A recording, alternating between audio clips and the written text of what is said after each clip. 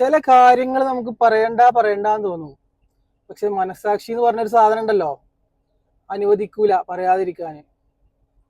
ഉണ്ടെങ്കിൽ ഒരുപാട് അമ്മമാരുണ്ട്, ചേച്ചിമാരുണ്ട്. ഇവിടെ ഉണ്ടോ അമ്മമാരും ചേച്ചിമാരും? ഇവിടെ ഉണ്ടോ? ഉണ്ടെങ്കിൽ ഒരു ഗുരുവായൂരപ്പന് എവിടെ ഇവിടെ ഉണ്ടോ?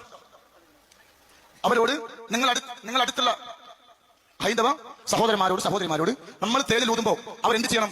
ഗുരുവായൂരപ്പനെ മനസ്സിൽ വിചാരിച്ചിട്ട് അവരെന്ത് ചെയ്യട്ടെ? നിങ്ങൾ ഊതുന്ന സമയത്ത് കൊടുത്ത് നിങ്ങൾ അടുത്തുള്ള പറഞ്ഞു കൊടുത്ത്.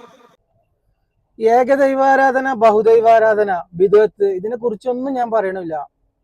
ആ വേദിയിൽ ഇരിക്കുന്ന തലപ്പാവധാരികള് അങ്ങനെ പറയാൻ പറ്റുള്ളൂ, പണ്ഡിതന്മാരെന്ന് പറയാൻ പറ്റൂല. 2000 കിട്ടിയാൽ ഏത് വേദിയിലും ഏത് സദസ്സിലും പോയിരിക്കുന്ന ആൾക്കാരൊന്നും പണ്ഡിതന്മാരല്ല. ആർജവമുള്ള നിലപാടുള്ള പണ്ഡിതന്മാര് പറഞ്ഞുകൊണ്ടിരിക്കുന്നുണ്ട്, പറയുക തന്നെ ചെയ്യും. എനിക്ക് പറയാനുള്ളത് പ്രിയപ്പെട്ട എൻ്റെ ഹൈന്ദവ സഹോദരങ്ങളോടാണ്. ഈ സദസ്സിൽ ഈ വേദിയിൽ പോയി ഇരുന്ന് കഴിഞ്ഞാൽ നിങ്ങൾക്ക് ഒരു നേട്ടം ഉണ്ടാവാൻ പോകുന്നില്ല. ഒന്നാമത്തെ കാര്യം സമയനഷ്ടം, 2 ധനനഷ്ടം. അല്ലാതെ ഈ ആറ്റക്കോയ എന്ന് പറഞ്ഞ ആളെ ഫിത്നയിൽ പോയി പെട്ടാൽ നിങ്ങൾക്ക് വേറെ അതുകൊണ്ട് ഒരു നേട്ടം ഉണ്ടാവാൻ പോകുന്നില്ല. അത് മനസ്സിലാക്കുക. ഓക്കെ, അപ്പൊ ഇൻഷാ അല്ലാഹ് അസ്സലാമു